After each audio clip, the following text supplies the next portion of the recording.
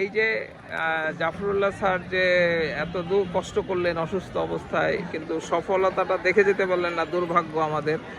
ওনার কথা আমরা সবসময় স্মরণ করি। ওনার বোন হিসাবে আপনার প্রতিক্রিয়া কি?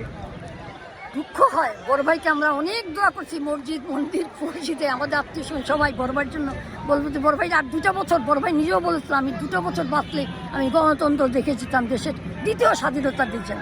সবাইকে বলতো, যাকেই পেত, বিএনপি বলেন, গণ অধিকার পরিষদ বলেন, নুরুকে বললো, বাবলুকে বললেন, জাহেদকে, ডাক্তার জাহেদকে, যে ব্যক্তিগত চিকিৎসক খালেদা জিয়া, সবসময় বলতো যে আপনারা নামেন, এই দেশকে যদি ভালোবাসেন, এই দেশের জন্য যদি গণতন্ত্র চান, আপনাকে জীবন দিতে হবে। আরও 500-600 মানুষ জীবন দিলে, রাস্তায় নামলে, ছাত্র জনতা, অভিভাবক সবাই যদি রাস্তায় নামেন, এই দেশ অবশ্যই গণতন্ত্রের হাতে আসবে। গণতন্ত্র আমাদের দেশে ফিরিয়ে আনতে পারবে এই দেশের ছাত্র জনতা। সেই জন্য আমাদেরকে কষ্ট করতে হবে, রাস্তায় নামতে হবে, জীবন দিতে হবে। এটা আমার বড় ভাই আজকে 22 সাল থেকে 100 বার শুনছি বড় ভাইয়ের মুখে। সবাই যাকে দেখতো তাকেই বলতো।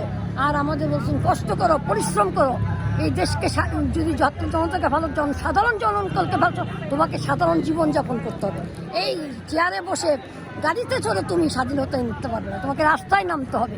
বড় ভাইয়ের এই বাণী যে এইভাবে সত্য হবে, বড় ভাই যে দেখবে না সেটা কোনদিন কল্পনা করিনি। যাই হোক, বড় ভাই অনেকটুকু দেখে গেছে, যেটুকুই দেখে গেছে।